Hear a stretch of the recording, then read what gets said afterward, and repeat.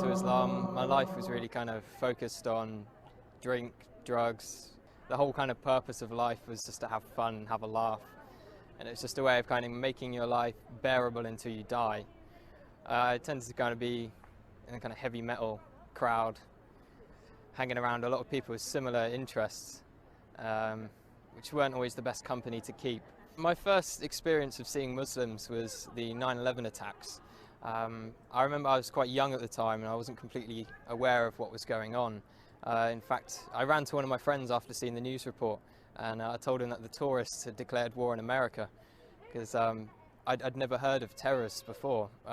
As the war was unfolding and I was seeing more and more about the war in Afghanistan, I started understanding that these people were Muslims and that the Muslims were doing these horrible atrocities across the world. So from that kind of media bombardment, I started getting a strong hatred for Muslims. So much, in fact, I tried to join the army 3 times with the goal of wanting to go over there and kill as many of these people as I could, to do my bit for the country and to make it a bit safer for my family. I thought they were kind of the big evil of the world. I started hearing a bit more about Islam. It was the last time I was applying for the army. I came across this radio station. It was at a time when I was listening to conspiracy theory radio and things like this. And it was a radio station from the American government called Terror Talk. And it was talking about the life of the Prophet ﷺ.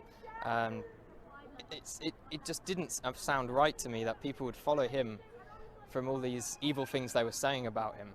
So I started to question what Muslims believed at that time.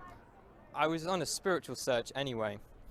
At the time I was looking into Norse mythology and paganism, and one of my friends turned to me and said, before you decide on this paganism thing, have a look around a bit more.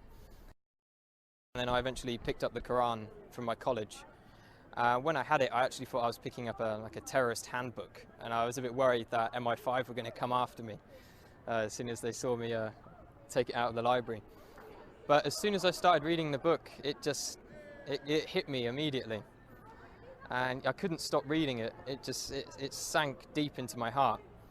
And as I kept continuing through the different surahs, I remember reading about people in the fire having boiling water to drink, burning their throats.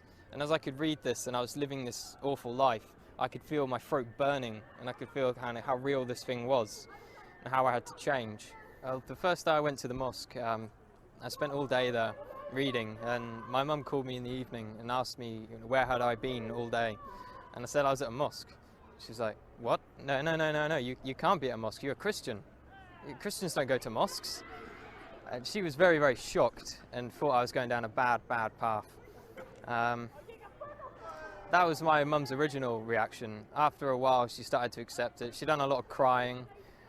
I'm not too sure why she was crying. I think she felt I was rejecting everything she'd taught me. A lot of people say when they find Islam, it's as if they've come home. And that's just the feeling I get. It's as if me in the past wasn't me at all. I was being controlled by something else.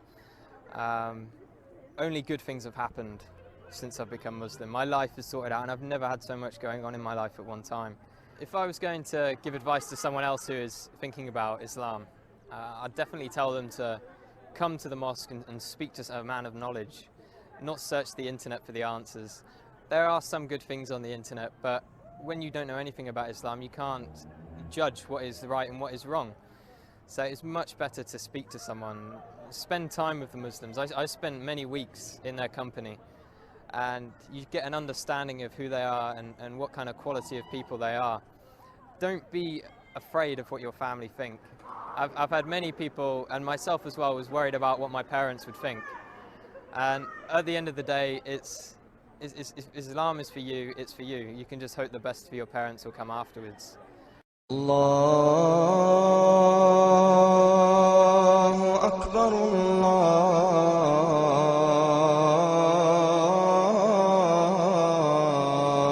Akbar, Allah.